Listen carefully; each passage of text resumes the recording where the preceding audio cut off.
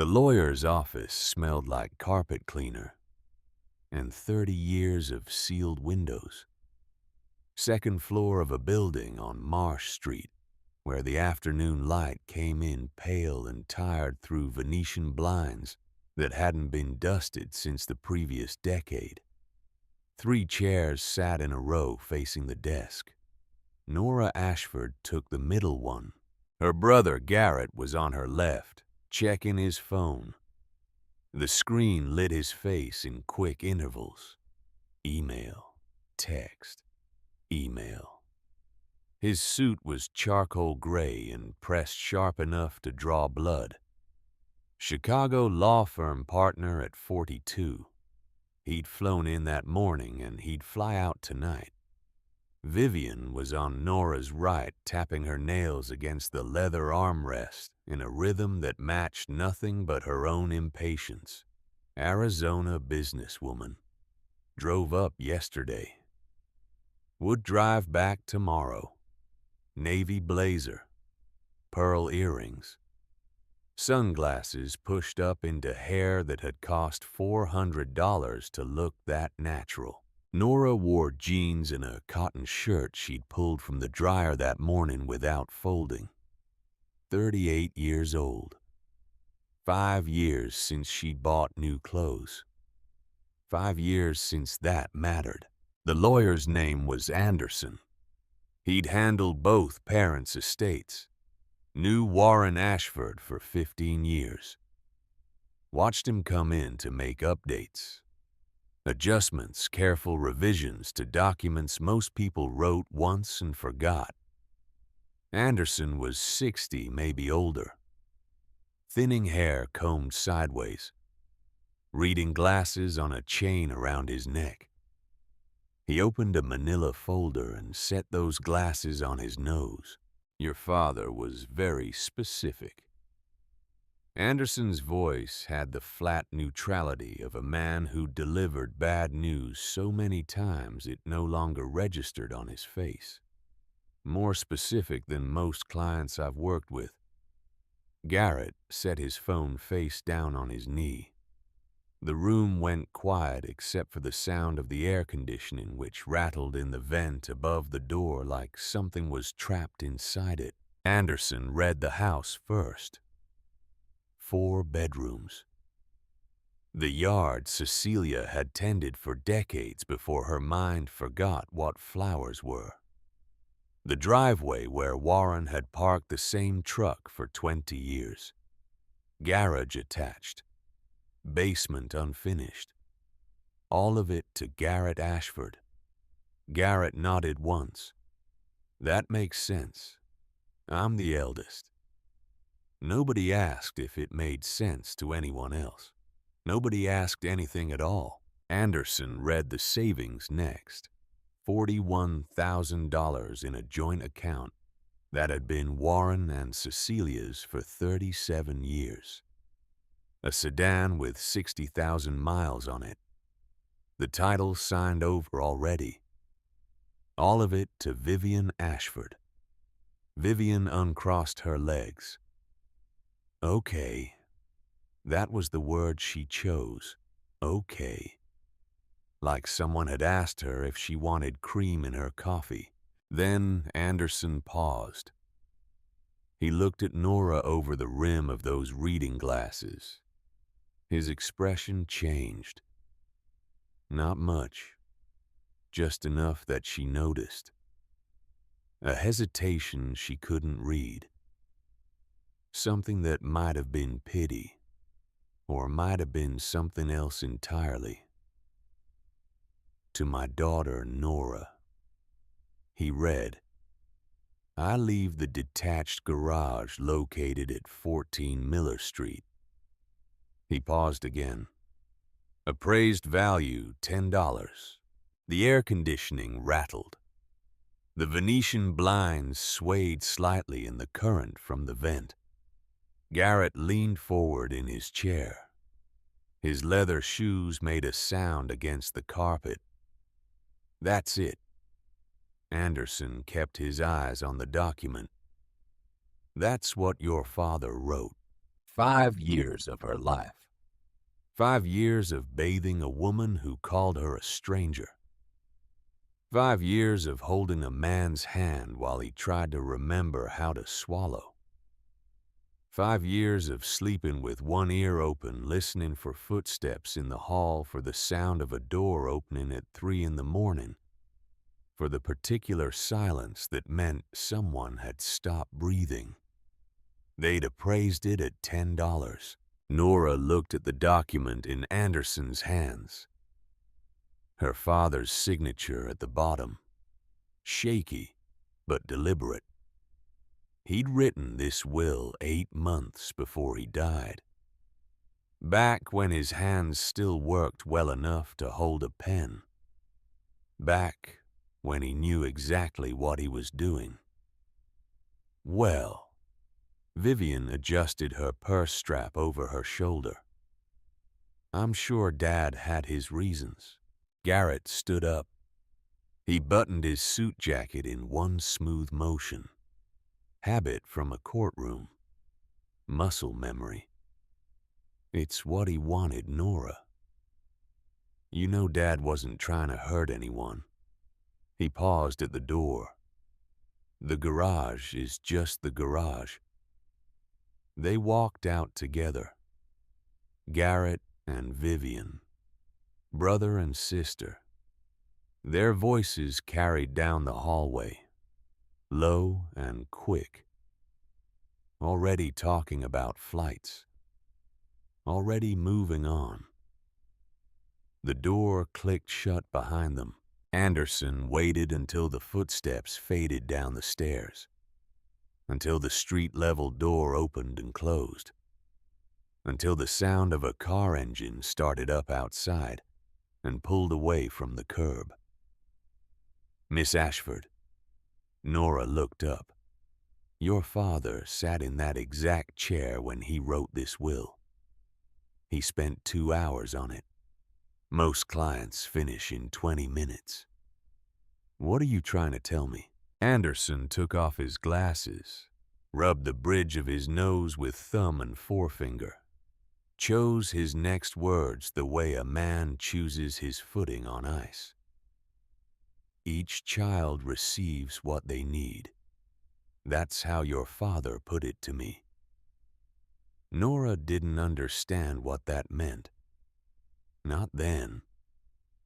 She walked out into flat afternoon light, August heat that pressed down from a white sky. Garrett's rental was already gone. Vivian was standing by her car at the curb, keys in hand, sunglasses back on. Nora stopped on the sidewalk. I know this isn't what you expected. Vivian pulled her sunglasses down half an inch. But Dad wasn't himself those last few years. The confusion, the forgetfulness. He probably just forgot to update things. He wrote it 8 months ago, Vivian. Still, he was old. He was tired. These things happen. He wasn't confused. He was himself. He just wasn't who you wanted him to be. Vivian opened her mouth, closed it, put her sunglasses back on, got in the car. The engine started. She pulled away from the curb without looking back. Nora stood on the sidewalk until the engine noise faded down the block, until the street was quiet except for a dog barking somewhere 3 houses over, until the heat started to feel like something solid pressing against her chest. She had moved home 5 years ago, the week after her mother's diagnosis. Cecilia Ashford, 72, retired school teacher, Alzheimer's. The neurologist had delivered the news like he was reading from a chart, one hand already reaching for the next patient's file. Nora sat in that exam room and watched her mother smile at a poster on the wall. A cartoon drawing of a brain with different sections labeled in primary colors. Cecilia pointed at it. "That's pretty," she said. She had no idea that anything had changed. Nora had been living in Asheville at the time, working night shifts in the ER at the county hospital. She had a one-bedroom apartment with a kitchen the size of a closet and a bathroom where the shower dripped constantly. She had a cat she'd adopted from a patient's family. She had a routine. She had a life. She gave it up in 3 days, found a subletter, packed 2 duffel bags, gave the cat to the neighbor who already fed him half the time anyway, drove 4 hours south on Highway 74 with the windows down and the radio off, pulled into the driveway of her childhood home at 7 in the evening. Her mother was standing in the kitchen wearing a winter coat in July, trying to microwave a can of soup without opening it.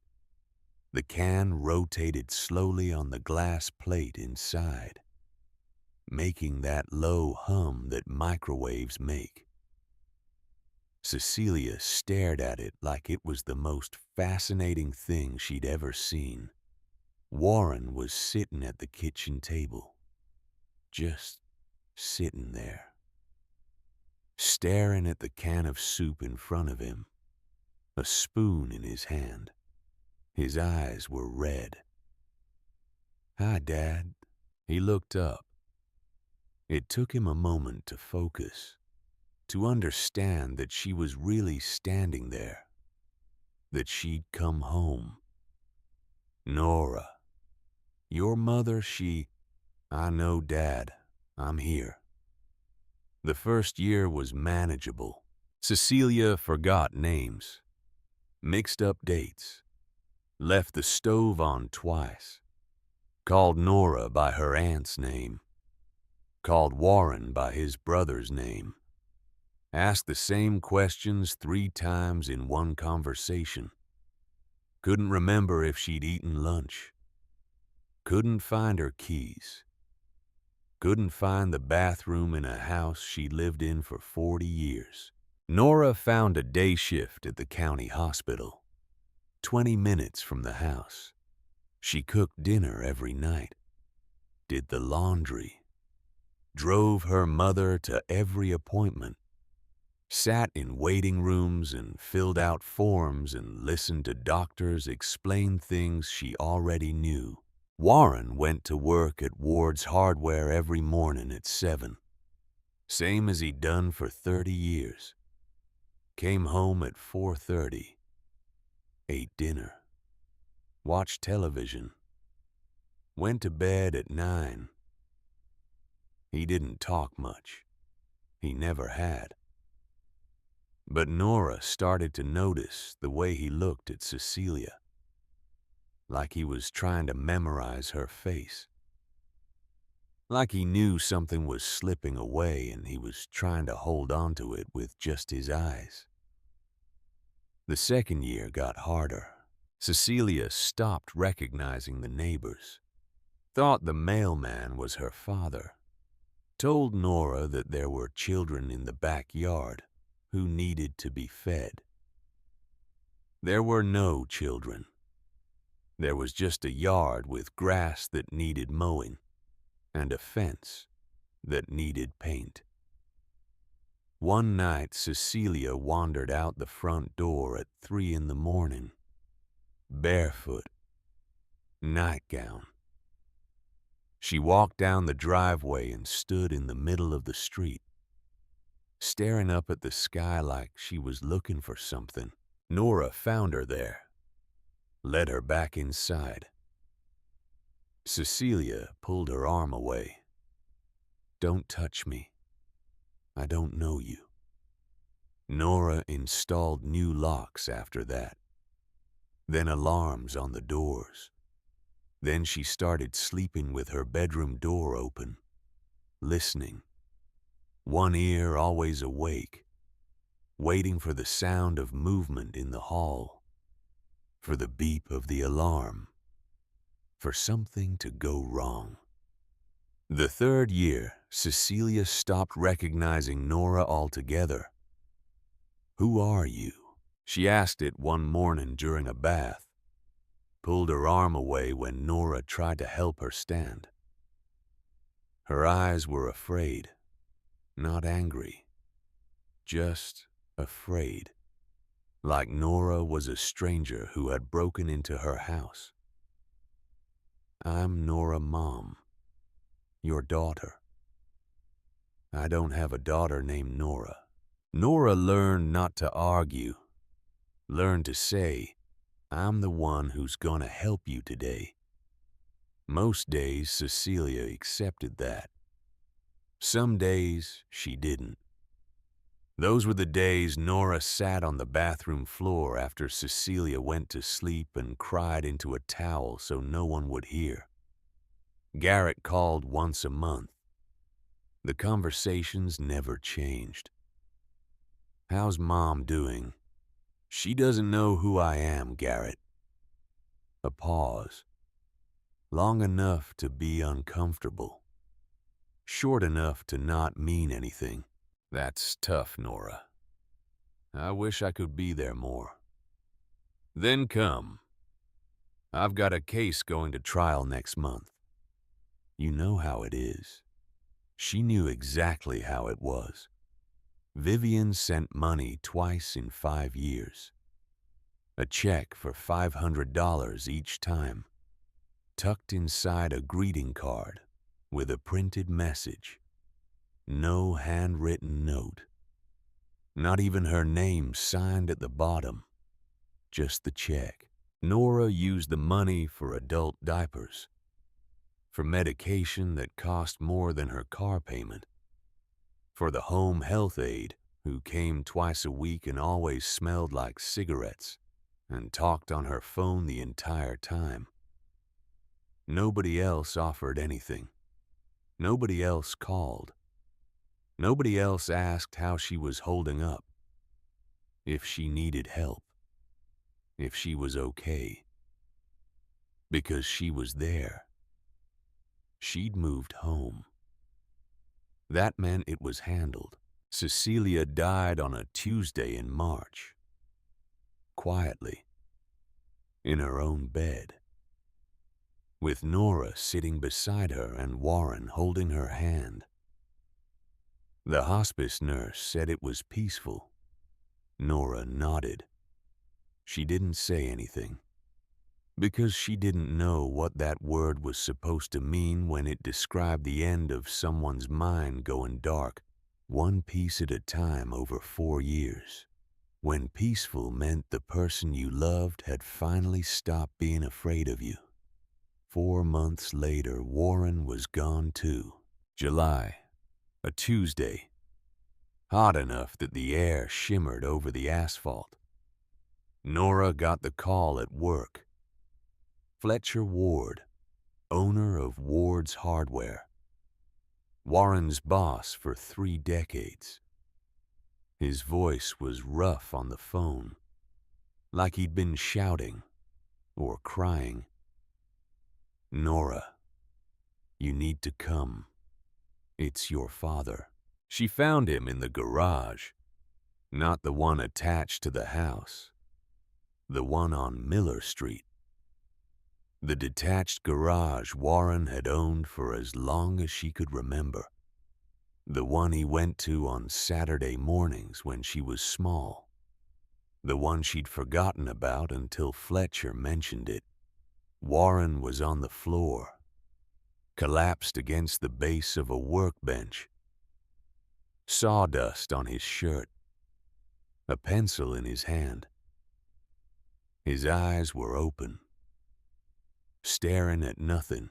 The paramedics said he was gone before he hit the ground. Stroke. Massive. Instant. Nora rode in the ambulance anyway. She held his hand. His fingers were rough, thick with calluses.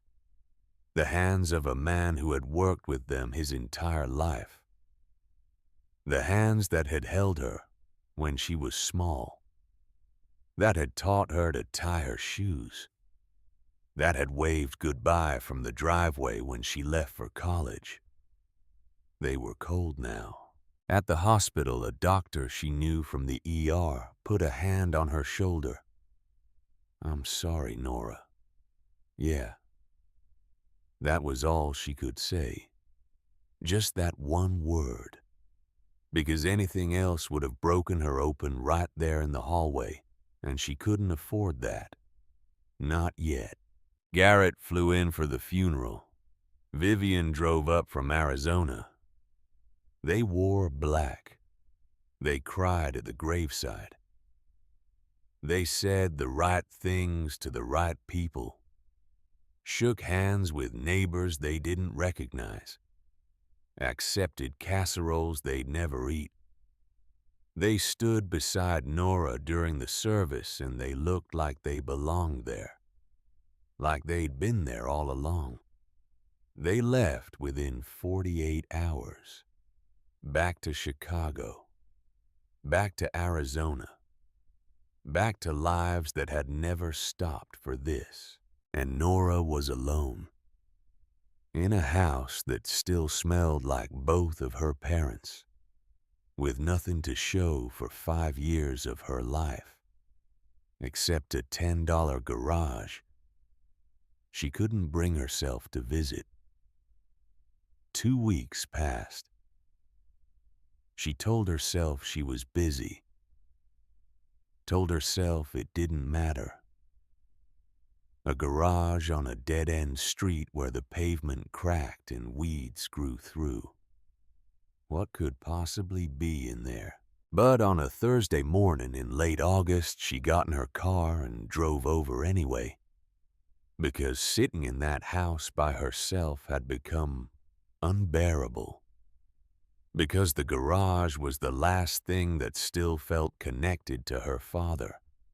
Because she needed to know if there was anything left worth holding on to. Miller Street was 3 blocks from Ward's Hardware, on the far side of the railroad tracks where the neighborhood got older and the houses got smaller. Nora had been there before, years ago, when she was small. Warren used to bring her on Saturday mornings while he checked on a few things. She'd sit in the truck with a juice box and a coloring book while he disappeared inside. An hour. Sometimes 2. Then he'd come back smelling like sawdust and they'd go get ice cream. "What are you doing there, Dad?" "Just working on something bug. A man needs a place to think."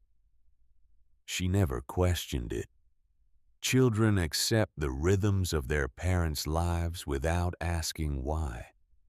It's only later, when there's no one left to ask, that you realize how much you never knew. The garage looked exactly like she remembered. Gray cinder block. Flat roof with tar paper peeling at the edges.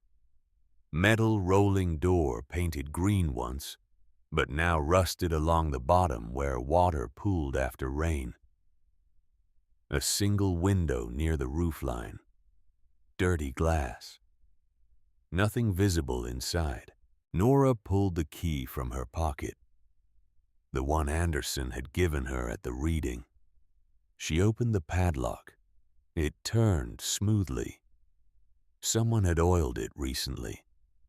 Her father, probably. Even in the last months of his life maintaining things that most people would have let go. The door rolled up on metal tracks.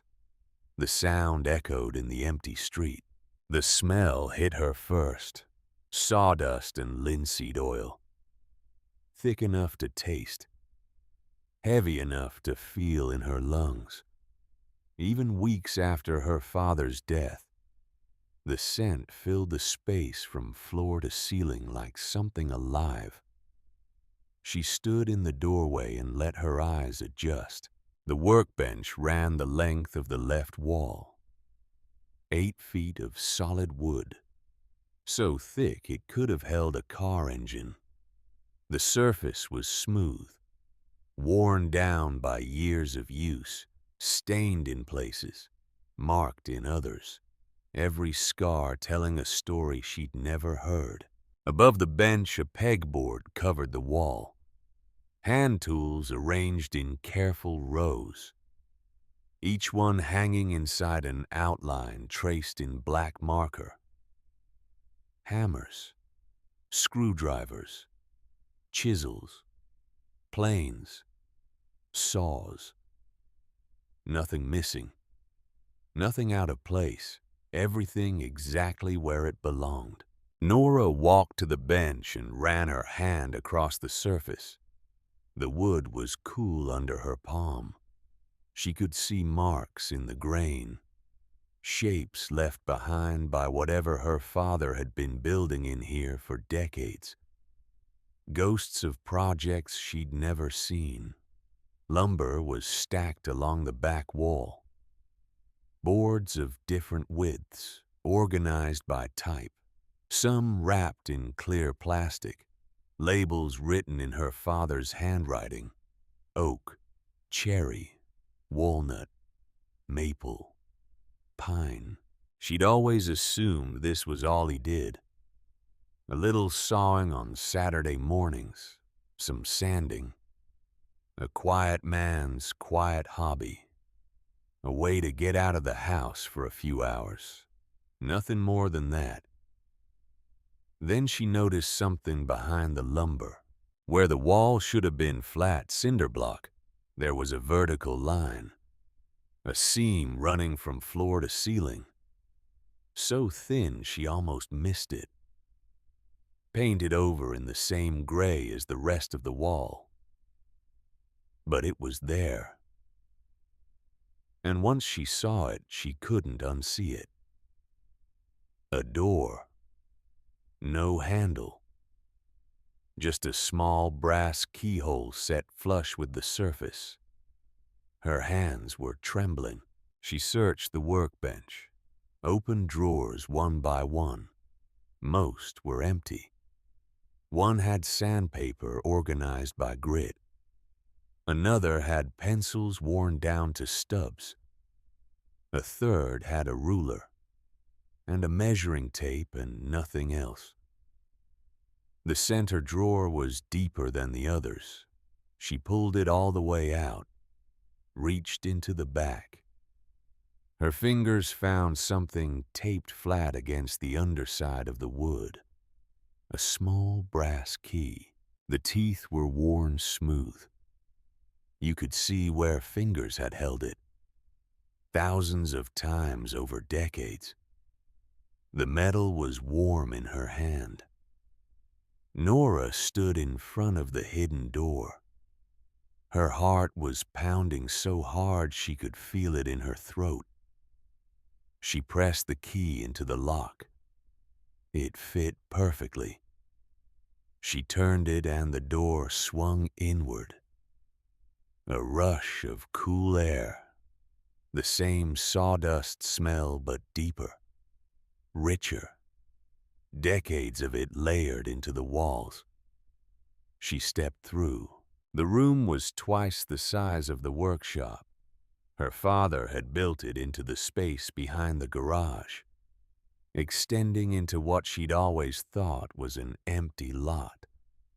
A high window near the roofline let in a wide column of morning light. Dust drifted through it in slow spirals. And in that light, standing quiet and still, was furniture. A dining table with hand-carved legs. 6 chairs around it, each one slightly different, each one perfect. The wood was dark cherry, the grains so tight and clean it looked like water frozen mid-ripple. A bookshelf tall enough to reach the ceiling. Shelves of different heights, some deep enough for oversized books. others narrow. The construction so precise you couldn't see the joints. The wood seemed to float. A bed frame with a headboard made from a single piece of dark walnut. No seams, no breaks. Just one continuous piece of wood shaped and smoothed and finished until it glowed. A rocking chair with armrests worn to a shine. The curve of the rockers perfect. The angle of the backrest exactly right. A writing desk with dovetailed drawers. Small brass pulls that matched the key she'd used on the door. A tilted writing surface that locked in 2 positions. Every piece had a small paper tag hanging from a length of cotton string. Nora walked to the dining table. Her footsteps echoed in the empty room. She reached out and turned the tag over. Her father's handwriting. Pencil. Steady and sure. For Nora.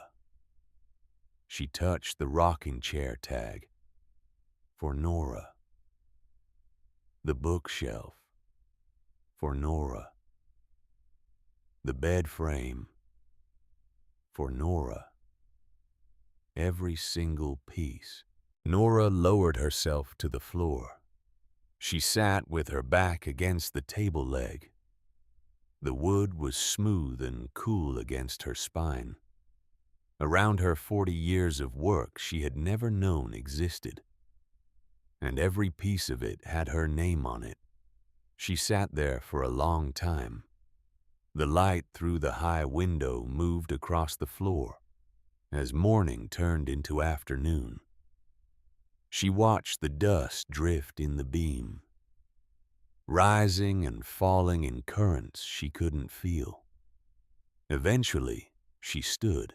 She walked to the dining table and pressed her palm flat against the surface. It was warm under her hand, smooth in a way that only came from years of finishing.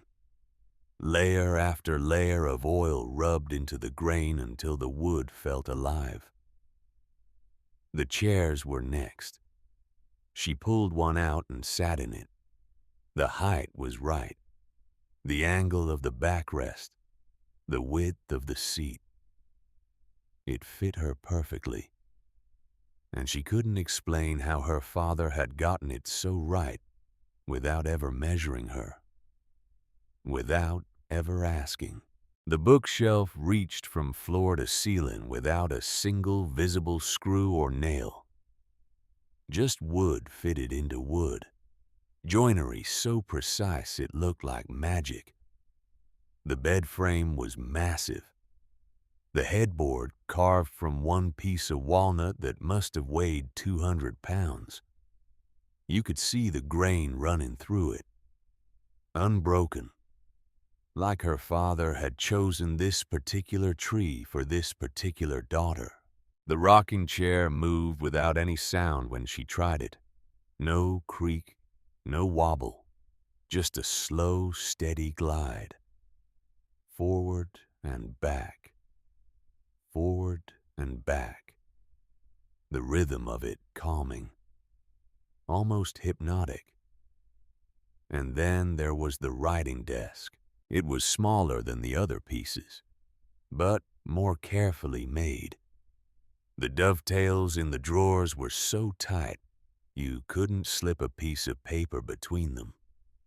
The brass pulls were hand-forged, each one slightly different. The writing surface was angled just right, locked with a small brass latch that clicked into place with a sound like a door closing. Nora pulled open the top drawer. A leather-bound journal lay flat inside. She lifted it out. The cover was worn soft from handling. The spine cracked from decades of use. She opened to the first page, her father's handwriting. The same careful script from the tags. W.C. Morgan, Furniture Journal. Volume 1. She turned the page. The first entry was dated 38 years ago. A sketch of a simple side table. Dimensions in the margins. Notes on wood selection. Red oak from the lot behind the church. Good straight grain. Will season through winter. She kept turning. The entries spanned decades. Some pages packed with dense notes. Others with nothing but a single pencil sketch so precise it could have been printed. Every entry documented a piece her father had designed, built, sold.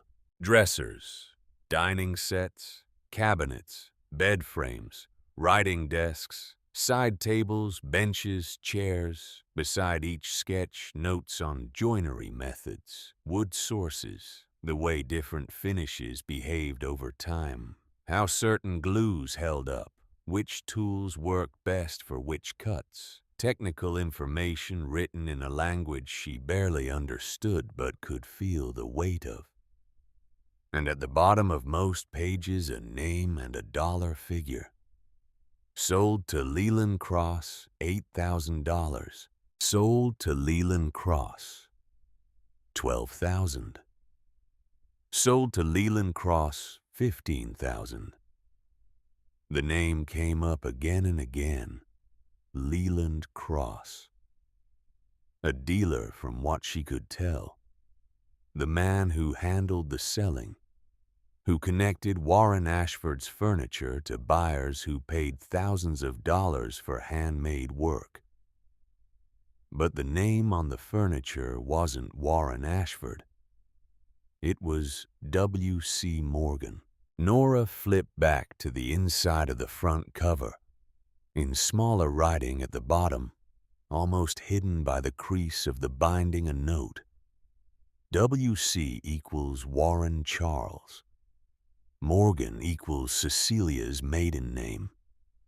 Her father had named his secret life after himself and his wife, Warren Charles Ashford, Cecilia Morgan Ashford, combined into W.C. Morgan, a craftsman nobody knew, a name attached to furniture that sold for thousands, while the man who made it went to work at a hardware store every morning at 7 and never asked for a raise. Nora closed the journal, set it on the desk. Her hands were steady now. The shock had settled into something else, a quiet pressure behind her eyes that she didn't try to name. She looked at the drawer again. Something else was in there. Beneath where the journal had rested, a small leather bank book. She pulled it out, opened it. The entries went back years. Deposits, small at first. $2,000, $5,000, $8,000, $12,000. Each one lined up with a sale in the journal. Each one recorded in the same careful hand. She turned to the last page. The final entry was dated 7 months before her father died. Balance $341,212. The account was listed under 2 names, Warren C. Ashford and Nora R. Ashford. Nora read the number again, then again. She turned back through the pages and watched the deposits build. Over decades. Steady, patient, never rushing. Just building one piece of furniture at a time, one sale at a time, until it added up to more money than she'd ever seen in her life. Her father had earned over $300,000 building furniture in this hidden room. And at some point, without telling her, without asking permission, without making any announcement at all, he had walked into a bank and put her name on the account. She sat at the desk and pressed both palms flat against the writing surface. The wood was cool under her hands, every edge clean, every joint exact, every surface finished to a depth you could fall into. Warren Ashford had been building his daughter a home, one piece at a time, for 40 years. The dining table she'd eat at, the bookshelf she'd fill, the bed she'd sleep in, the chair she'd rock in when she was old, the desk she'd write at. He'd built all of it, piece by piece, and hidden the money to pay for the house that would hold them. And he'd done it so quietly that the people closest to him never suspected a thing. Nora looked around the room, at the furniture standing in the morning light, at the journal on the desk, at the bank book with her name on it. 5 years of her life, and they'd appraised it at $10. But her father had appraised it differently. He'd appraised it at 40 years of work, $300,000, and every single thing in this room. She picked up the journal again, turned to a page near the middle, a sketch of the dining table, every detail labeled, every measurement precise. At the bottom in her father's handwriting, a note she'd missed the first time. For Nora. When she finally has time to sit down and eat a meal that isn't standing up in a hospital cafeteria. When she finally has people around her who stayed because they wanted to, not because they had to. She turned to another page. The rocking chair. Another note for Nora. When she's tired. When she needs to rest. When she's finally allowed to stop moving. Another page. The bookshelf. For Nora. So she can fill it with all the books she didn't have time to read while she was taking care of everyone else. Every piece had a note like that, hidden in the margins, written in pencil. Never meant to be seen until she found this place. Her father had been watching. All those years. Every sacrifice she'd made. Every piece of her life she'd given up. He'd been watching and he'd been building, creating something she could have when it was finally over. When she'd given everything and there was nothing left. He'd seen her. The whole time. He'd seen her. Nora set the journal down. She stood up, walked back through the room, touching things. The smooth surface of the table, the curve of a chair back, the edge of a bookshelf, everything her father's hands had shaped. She stopped at the workbench just outside the hidden room. Something was sitting on the surface that she'd missed before. A rocking chair, half finished. The seat was done. The back was done. But the armrests were only rough-shaped. Sanded once, but not smoothed, not finished.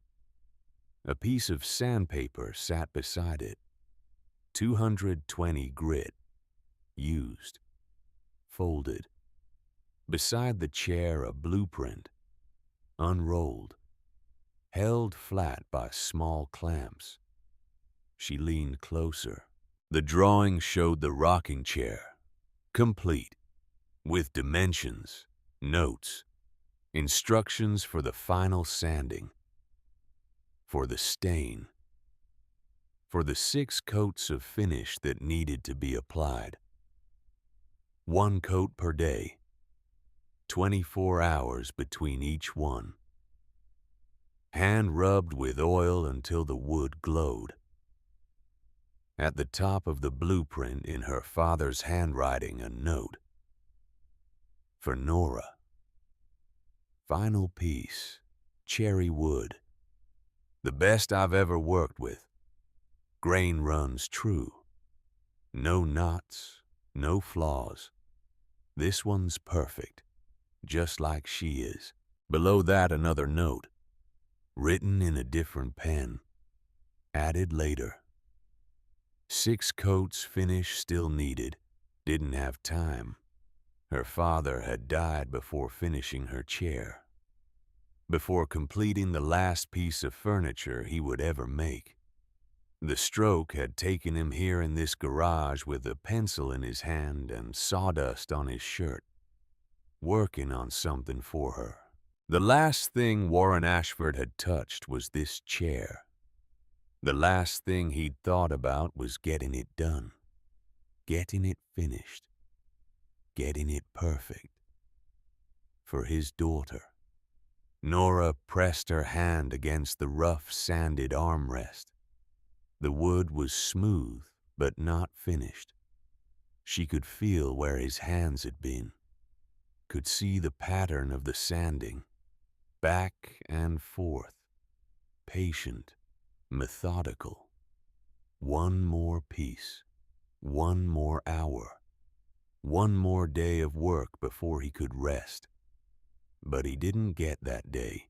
She stood in the garage as the afternoon light shifted, as the shadows lengthened across the floor, as the dust settled and the smell of sawdust hung in the air like a presence. Her father had spent 40 years building her a legacy, had spent 4 decades working in secret to create something she could have when everything else was gone, had died trying to finish one last piece, one last gift, one last thing to give to the daughter who'd given everything. And he'd hidden it all behind a $10 appraisal and a rusted garage door on a dead-end street. Had protected it the only way he knew how, by making it look worthless, by making it look like nothing at all. But it wasn't nothing. It was everything. Nora sat in her car outside the garage for 20 minutes before she could move. The bank book was in her lap. The journal was on the passenger seat. Her phone was in her hand. She scrolled through her contacts until she found a number she hadn't called in months. Fletcher Ward, her father's boss for 30 years. The man who'd called her that day in July. Who'd found Warren on the floor of this garage with sawdust on his shirt and a pencil in his hand. She pressed call. He answered on the second ring. Nora. His voice was steady, unsurprised, like he'd been waiting for this exact call at this exact moment. I was wondering when you'd call.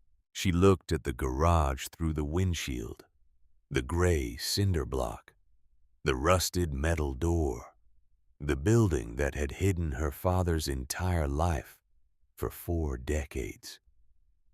You knew. It wasn't a question.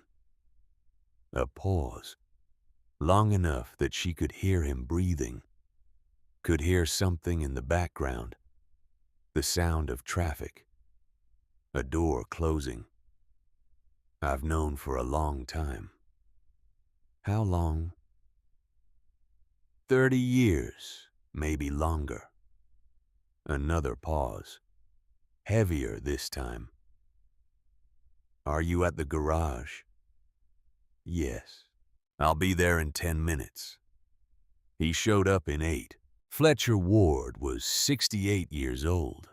Gray hair cut short, face like weathered leather, hands thick and scarred from decades of manual work.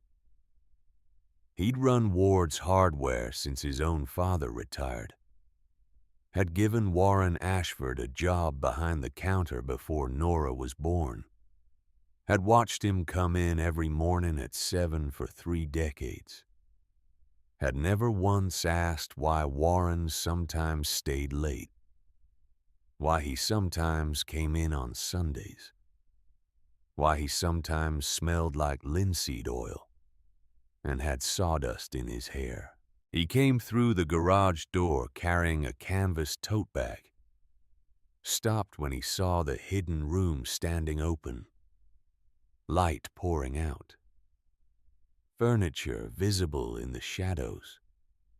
So you found it.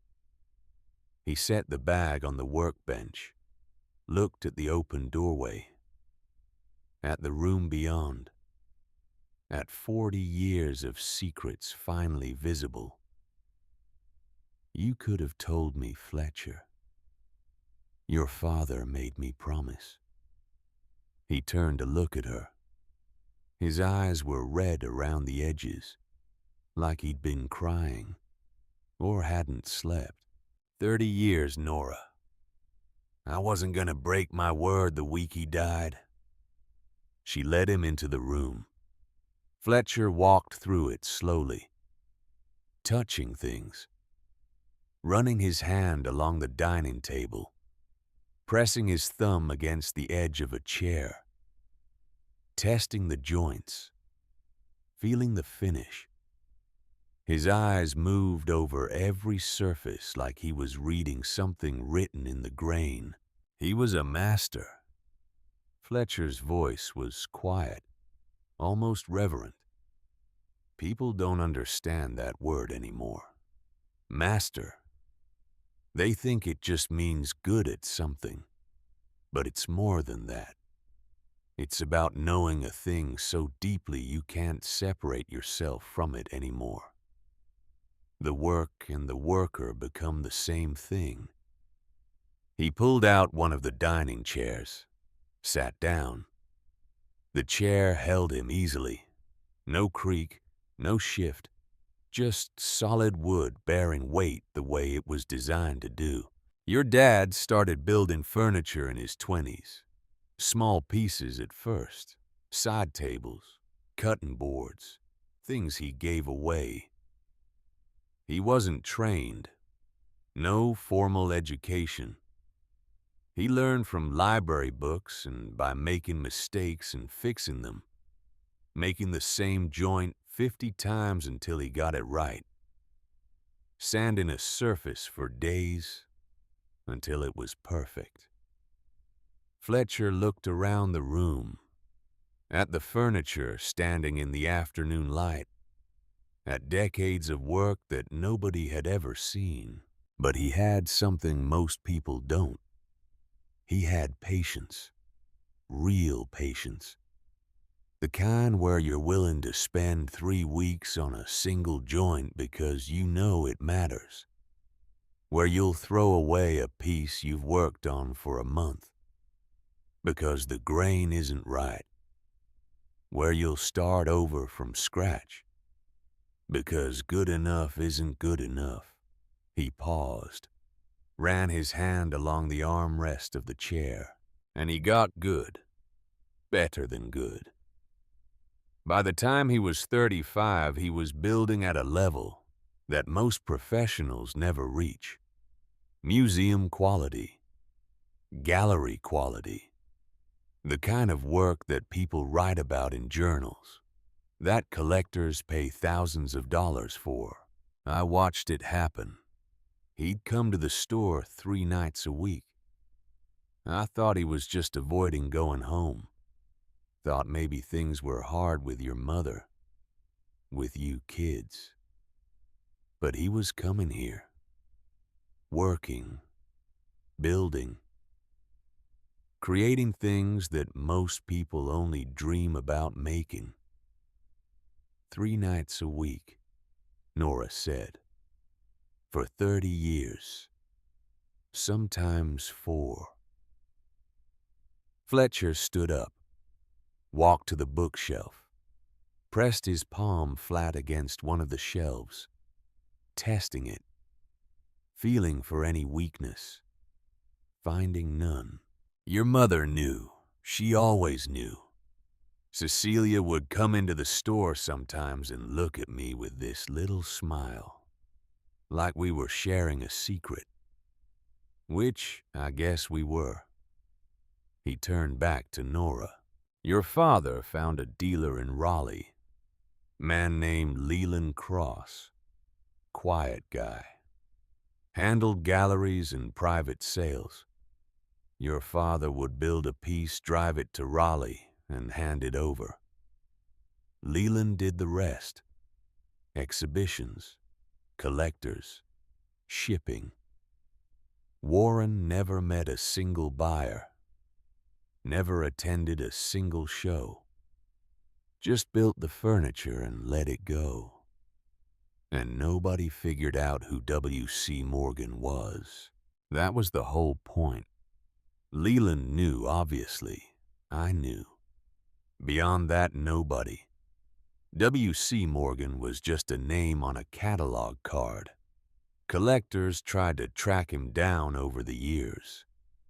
Art magazines wanted to do profiles. Gallery owners wanted to meet him. Leland always said the artist preferred to remain anonymous, which was true. Your father didn't want fame. He wanted to work. That's all he ever wanted. Fletcher reached into his canvas bag, pulled out a catalog, glossy cover, heavy paper. The kind of publication that sits on gallery tables and costs $40.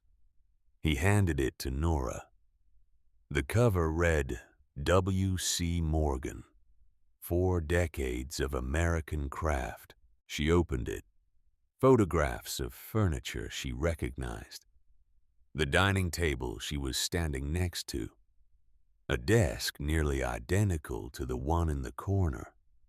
A rocking chair with the same curved armrests. Each piece shot in a gallery setting with careful lighting. White walls. Polished floors. Little placards beside each one listing dimensions and estimated value. $15,000, $22,000, $38,000. He was famous. Her voice cracked on the word. Fletcher nodded. In certain circles, collectors, woodworking journals, gallery owners, people who know craft when they see it. In those circles, W.C. Morgan is a recognized name. There are articles about his work, essays analyzing his joinery techniques, graduate students writing theses about his use of traditional methods. He paused, but nobody knew the man behind it. Nobody knew that W.C. Morgan was a guy who worked the counter at a hardware store, who drove a 20-year-old truck, who ate lunch from a brown paper bag every day for 3 decades. That was what your father wanted. The work mattered. The man didn't. Why? Nora set the catalog down on the blanket chest. Why hide something this big for his entire life? Fletcher leaned against the workbench, crossed his arms, was quiet for a moment, choosing his words the way Warren used to choose a piece of wood, turning it over, checking the grain, making sure it would hold. Your father saw things, Nora. He saw everything. He saw how Garrett treated money, how Vivian handled obligation. He saw what you gave up when you moved home. He watched you bathe your mother when she didn't know your name, watched you hold her hand while she screamed at shadows, watched you give 5 years of your life without ever once complaining about what it cost you. Fletcher's voice got quieter. And about 10 years ago, he sat me down after closing and told me he was worried. Said he'd been putting money aside for years. Good money. More than Garrett or Vivian would expect. And he was afraid that if they ever found out about it, they'd come after it. Legal action. Family pressure. Guilt. He'd seen it happen to other people's families. Inheritance fights that tore everything apart. Fletcher shook his head. So he kept it all here. The furniture, the account, the journal, behind a door nobody knew about, in a garage nobody wanted. He called the county appraiser himself, asked for the minimum tax value on the structure. 4 walls and a roof. The man gave him $10 and Warren said that was perfect. Fletcher almost smiled. The expression didn't quite reach his eyes. He was the smartest man I ever knew, Nora. People just didn't see it because he was quiet about it. Nora turned to a page in the catalog near the back. A rocking chair in dark cherry. Armrests worn smooth. The caption read, Morgan Rocking Chair Number 7. Cherry and walnut. Estimated value $26,000. She looked across the room at the rocking chair tagged for Nora. Similar design. Same wood. Same careful craftsmanship. He kept the best ones, Fletcher said, following her gaze. Everything in this room was a piece he refused to sell. Leland asked about them over the years. Offered good money. Top dollar. Your father said no every time. They were for me. Always. Fletcher pushed off from the workbench, walked to where the unfinished rocking chair sat, ran his hand along the rough, sanded armrest. Your father's hands are gone, Nora. But you're here. She looked at him, at the chair, at the blueprint with its careful notes about finishing.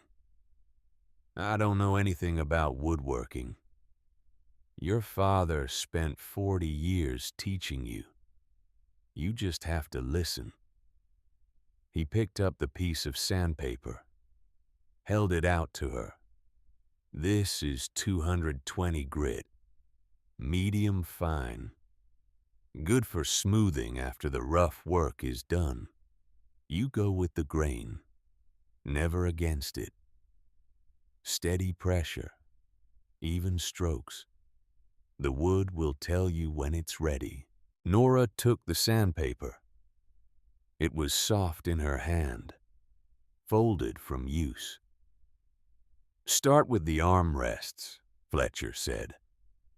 That's where people's hands will touch. That's where it matters most. She sat down on the floor beside the chair, pressed the sandpaper against the wood, moved it forward. The grain caught, left scratches. With the grain, Fletcher said, find the direction, feel it. She tried again, lighter pressure, following the lines in the wood. It moved smoothly this time, left the surface cleaner than before. That's it, just like that, for the next few hours. The weeks that followed had a rhythm to them. Nora came to the garage every evening after work, 5 o'clock to 9, sometimes later. She'd park on Miller Street and let herself in with the key that now hung on a chain around her neck. Would open the hidden door and step into her father's world. Fletcher came 3 nights a week. Tuesday, Thursday, Saturday. He'd bring tools from the store, sandpaper in different grits, linseed oil, rags. He'd sit on a stool in the corner and watch her work, correcting technique, explaining things, teaching her the language of wood and tools and patient hands. "Read the grain," he'd say. "See how it runs. That's the direction the tree grew. That's the path the water took. You work with it, not against it. The wood knows where it wants to go." She learned to see what he was talking about. The way the lines ran through the cherry. The way some boards were straight-grained and easy. Others had figure, movement, personality. "Your father chose this wood for a reason," Fletcher said one night. He was holding a piece of cherry up to the light, examining it. "See how tight the grain is. No knots, no flaws. This came from the center of a very old tree, probably 100 years old, maybe more. He was saving it for something special, for me, for you." She worked on the rocking chair armrests for 2 weeks, sanding, smoothing, going from 220 grit to 320 to 400, each level finer than the last, the wood getting smoother under her hands with each pass, until it felt like water, like silk, like something alive. Her hands developed calluses, small ones at first, then harder. Her palms roughened. Her fingers got stronger. She could feel the change happening, could feel herself becoming something different than what she'd been. "You're learning the craft," Fletcher said one Saturday. He was watching her sand the curve where the armrest met the back support. A difficult spot, easy to sand unevenly.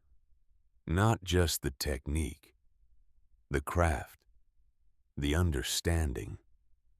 That's what your father had. That's what he wanted to pass on. September turned to October. The trees outside started changing, gold and red filtering in through the high window. The air got cooler. She started wearing a jacket to the garage. Would take it off once she started working, once her body warmed up from the motion, from the repetitive action of moving her hands across wood.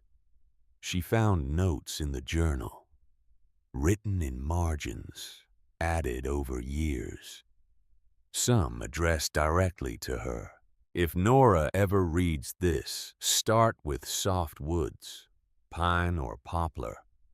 Maple forgives mistakes, oak doesn't. Cherry is for when you understand what you're doing." Another note dated 15 years ago. "Nora came home today.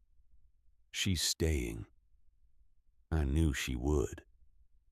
She's that kind of person, the kind who stays. I need to finish her table. She'll need somewhere to eat that isn't a hospital cafeteria." And another dated 5 years ago. "Started her final chair today. Cherry. The best wood I've ever worked with. This one needs to be perfect. She deserves perfect." Nora would read these notes and have to stop working, would sit on the floor with the journal in her lap and let herself cry.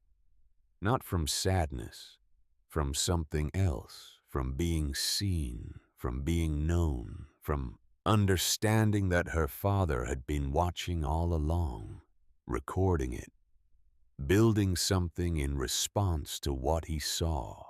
On a Tuesday in early October, her phone rang. She was at the garage, working on the chair. Fletcher had shown her how to apply the stain, how to wipe it on with a rag. Let it sit for exactly 5 minutes, then wipe it off.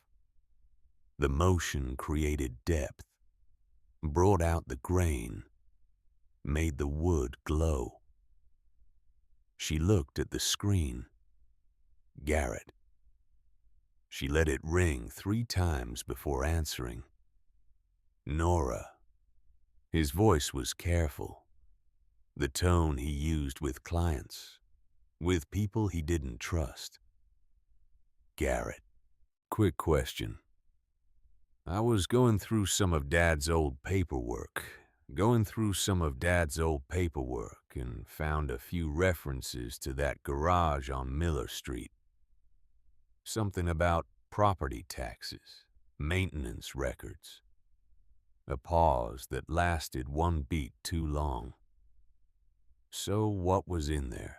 Nora looked at the room around her, at the furniture her father had spent 40 years building, at the journal open on the desk, at the catalog showing W.C. Morgan retrospectives, at the bank book with $341,212 in an account that had her name on it, at the rocking chair she'd been working on for 3 weeks, the chair her father had died trying to finish, the chair she was learning to complete.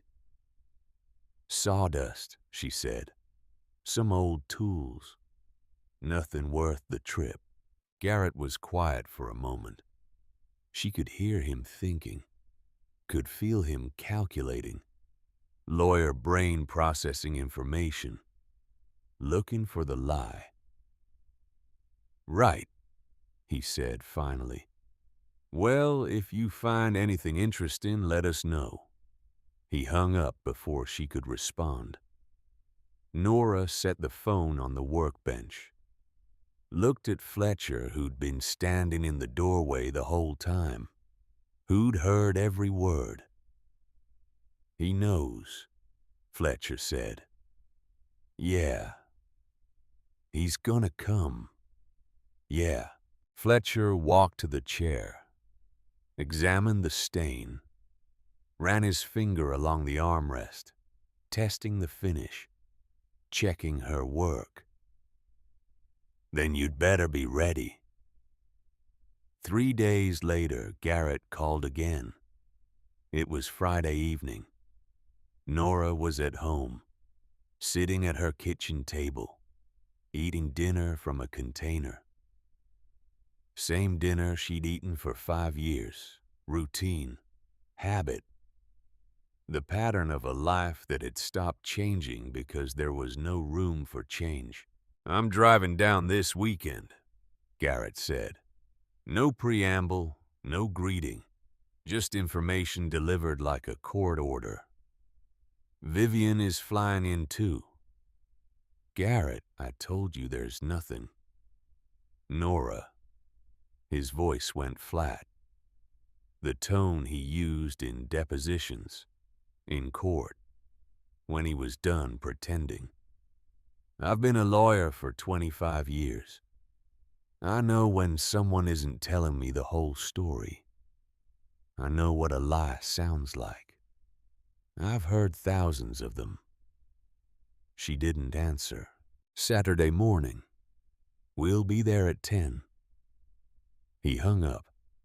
Nora sat at the table for a long time. The food got cold in front of her. The light outside faded to dark.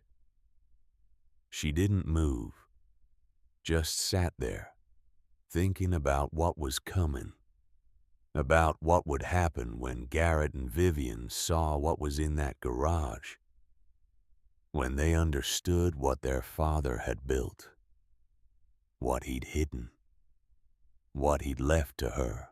She could lock the door, hide the key, tell them there was nothing behind the wall. But Garrett would come back. He'd hire an inspector. He'd petition the court if he had to. That was how Garrett worked. He didn't let go of things. He couldn't. It wasn't in his nature. And there was another part of it. A part she wasn't proud of. A part that felt small and mean and necessary. She wanted him to see it. She wanted Garrett to stand in that room and look at what their father had built in secret, while Garrett was in Chicago, billing $400 an hour, and not returning his mother's phone calls. She wanted him to see 40 years of work he'd never bothered to look for, to understand what it meant that he'd gotten a house and she'd gotten a garage, and the garage was worth more than he'd ever know. Saturday morning was cool and overcast, gray clouds pressing down from a white sky. Nora got to the garage at 9:30, unlocked the front door, left it standing open, rolled up the metal door so the workshop was visible from the street, so there was no question about where to go, what to see. She went inside and opened the hidden door, let the light from the high window pour out into the workshop, let the furniture be visible, let everything her father had built stand ready to be seen. Then she waited. Garrett's rental pulled up at 10 o'clock sharp. Black sedan, professional, anonymous. The kind of car you rent when you're in town for business and nothing else. Vivian was in the passenger seat. She'd flown in yesterday, stayed at a hotel, hadn't called Nora to let her know she was coming, hadn't asked if they could talk first, just showed up. They got out of the car without speaking. Garrett was wearing a sport coat and leather shoes, dress pants, like he'd come from a meeting. Vivian had her purse over one shoulder and her sunglasses pushed up into her hair. Navy blazer, heels. She looked like she was going to a business lunch. "Morning," Garrett said. "Come in," Nora said. She led them through the workshop. Garrett's eyes moved over everything. The workbench, the pegboard, the tools arranged in careful rows, the half-finished rocking chair, sitting where she'd been working on it, stain drying, oil soaking into the grain.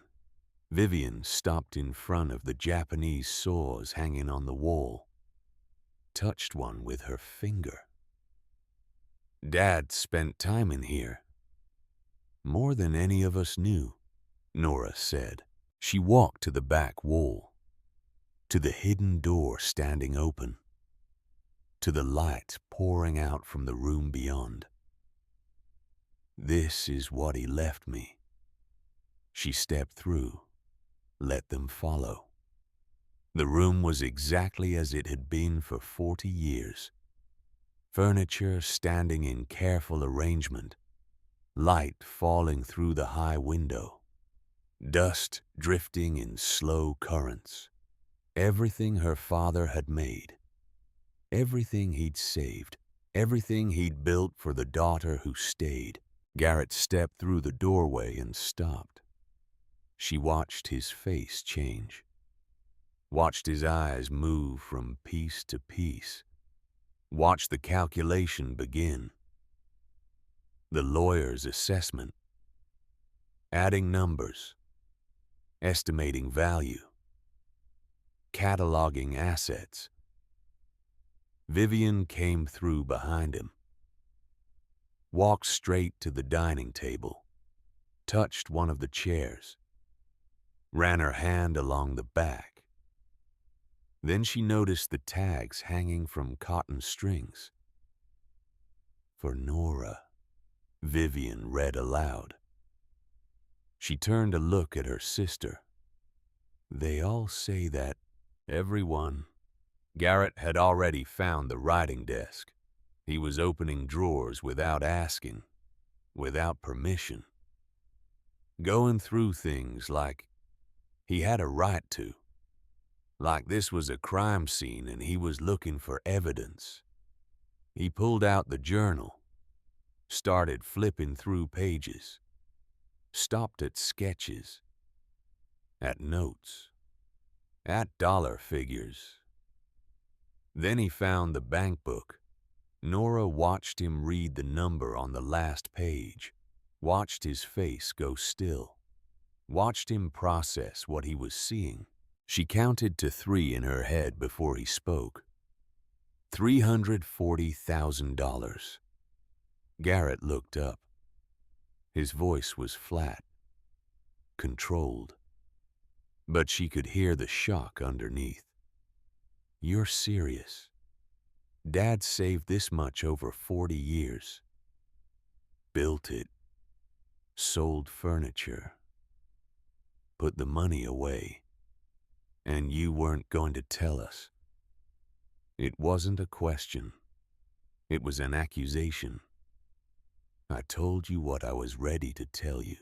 Garrett set the bank book on the desk, straightened up, buttoned his sport coat, which was something he did before making an argument, before delivering a summation. She'd watched him do it at both funerals. This needs to be discussed, he said. This amount of money, these assets, they can't just go unaddressed. The will said you got the garage. It didn't say anything about a hidden room full of collector-grade furniture and a savings account bigger than the house. The will said the garage and its contents. That's not what it says. I've already called Anderson. Garrett's jaw tightened. And what did he say? Ask him yourself. Garrett was quiet for a moment, processing, recalculating, looking for another angle. This should be split 3 ways, he said finally. That's the fair thing to do. Dad built this over 40 years. It's part of the estate. It should be divided equally. You got the house, Garrett. Vivian got the savings in the car. This is what Dad left me. Dad was confused at the end. He wasn't thinking clearly. The stroke, the grief.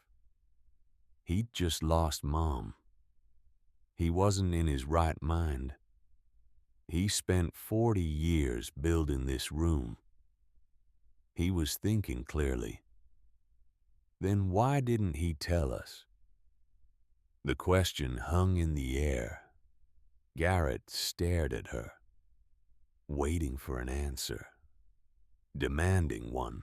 Nora looked at her brother, at the man who'd called once a month for 5 years, who'd said that's tough when she told him their mother didn't recognize her anymore, who'd flown in for funerals and flown out 48 hours later, who'd never once asked if she needed help, if she was okay, if there was anything he could do.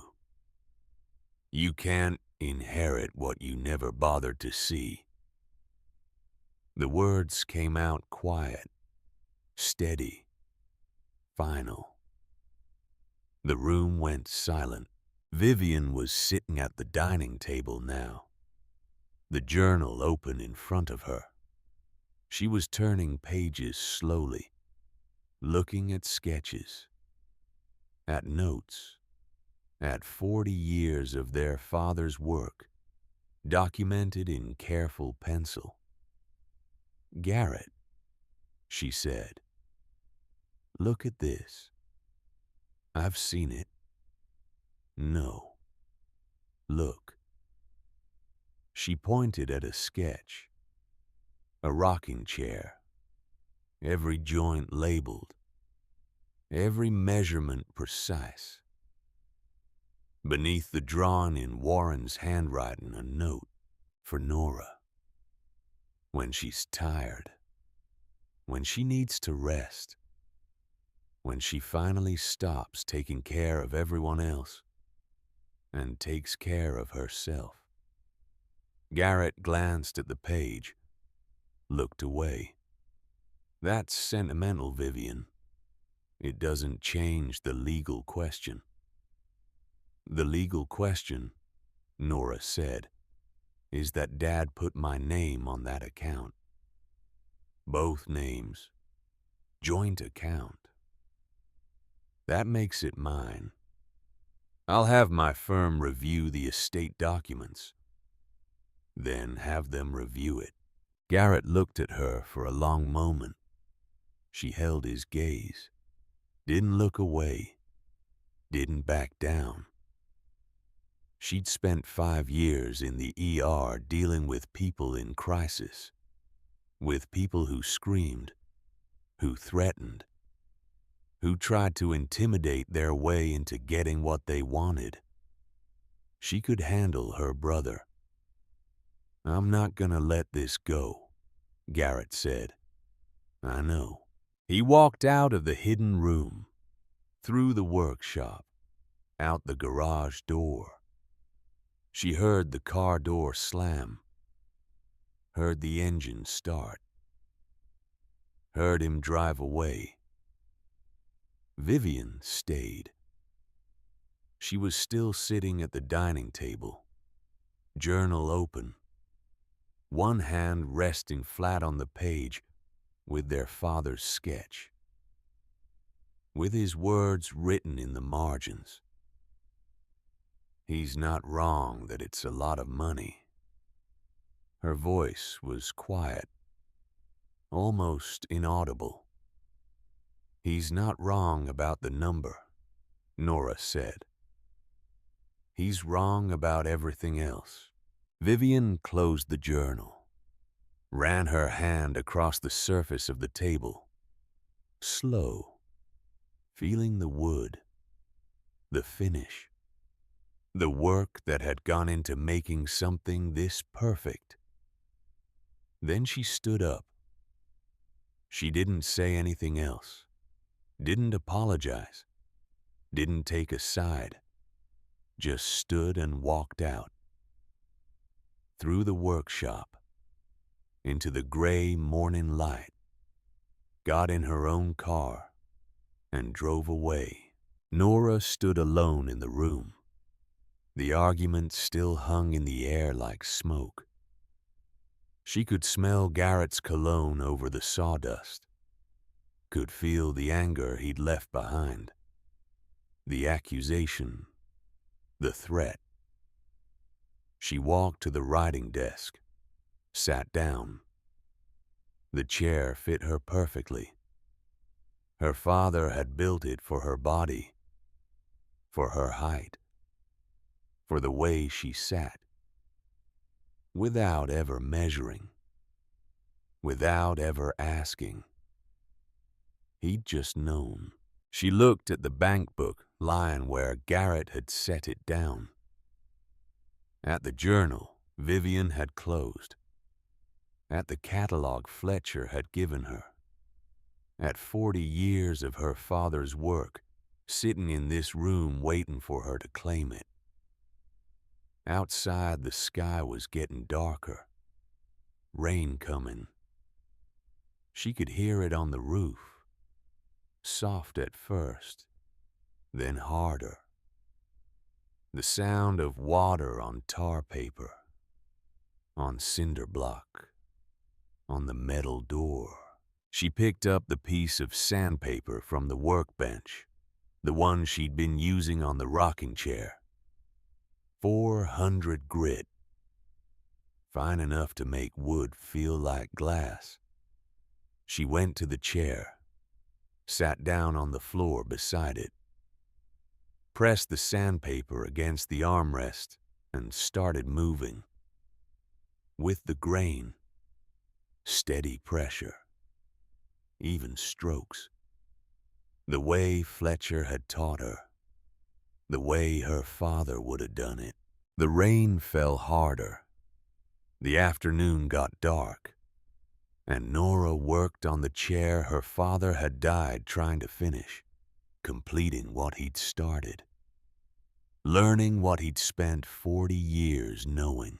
That love wasn't always in the words. Sometimes it was in the work, in the patient building of something that would last long after you were gone, in the careful shaping of wood and time and effort into something beautiful, something useful, something that would hold the people you loved when your own hands couldn't anymore. She sanded until the light was almost gone, until her hands were tired and her back ached, and the armrest was smooth as water under her palm. Then she stood, brushed the sawdust from her jeans, locked the hidden door, locked the garage, got in her car. The letters sat against her ribs. The key hung around her neck. The smell of sawdust clung to her clothes.